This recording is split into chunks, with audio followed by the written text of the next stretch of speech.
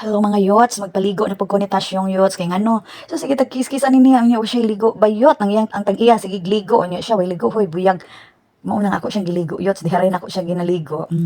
Tanawa. Syempre kinahanglan jud nato ligoon kay para humot pod sige dulog sa tua unya wa poy ligo.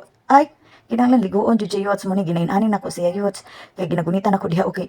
Kaila ka ni kauras Ginoo ko yots, Ginoo ko. Kinahanglan jud abtik pata sa iyaha kay ngano grabe nang iyang mga kamot og tiil yots galibog og ay kamot og ang tiil ani basta kinahanglan jud siya gunitan jud siya sa iyahang ulo dapit kay og dili ay kaurason man kaniya di man kaniya paakon pero kaurason tapos musibat dayon siya yots una kinahanglan abtik jud ka sa manatad yots muuto nga paghuman ako na dayon siyang gi tawil pero bitaw yots tinuod lang prangka lang yun nga pagkaistorya nauna pa ni siya kaligo kaysa ako oh sus pinalangga kang iring. Yots, wag ko ilaing lingaw, yots. Mo na lang dyan akong kalipay, pawala sa ako ang stress. Kaya sige ko gunuunas ko mga problema, yots. May na lang ni yots nga magatiman tag iring. Kaysa ato ang naong mura nag-iring. Sige, hunahuna ng problema.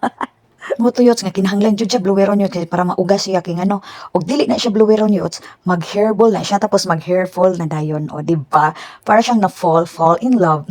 Joke. Bitaw kinahanglan jud siya kay ano og dili man gud siya inanaon yots kinahanglan nga imo siyang bloweran jud siya wala parang init-init nga na gamay kay para maganahan siya kana kay wala man ako siya gipainitan mo nang gusto siya mo tumblingers yots mo nang ingon ko nang pagpuyo deta siya ha mabunalan kang yaw-yaw lagi ko ana unya kung putong nakasabot ba pud ni siya kay naglibog og unsa ang iyahang tribo Arabo o Bisaya. So, ako siya, giinit na nako na nang giganahan na siya. O, kinahanglan jud na siya nga, idulit-dulit, init-init.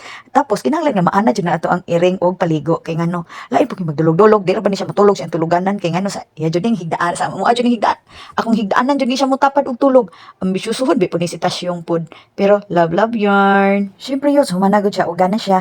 Tapos ako na din ipulbusan nindot kay yung balahibo pagka nang makakuha na bitang yun, mauga na kay balahiboon ba kinang ragdal. So, ang pulbos, ikuhaan na jud siya og ngalan. Kapi kay sige tabon yots. Siyempre yots na may mga maintenance ni mo rebe ni customer pod sa salon yots kinahanglan nga magpabuhok, magpawash og buhok.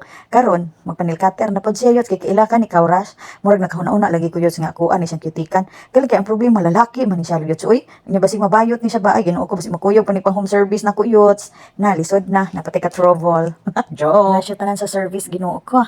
Kinahanglan na pod siya sudlayan yots.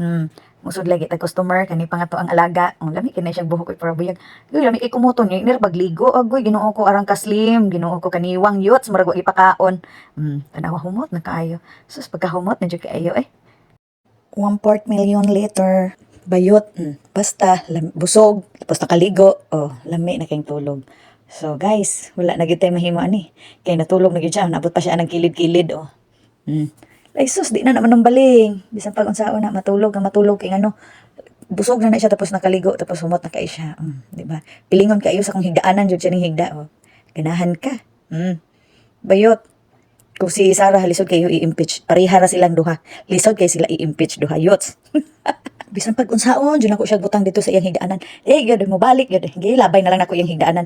O sige, dali na lang kam tulog tapad ako. O sa kong uluhan, o sa kong dughan, tingala na lang ko nga naibugat. So, thanks for watching.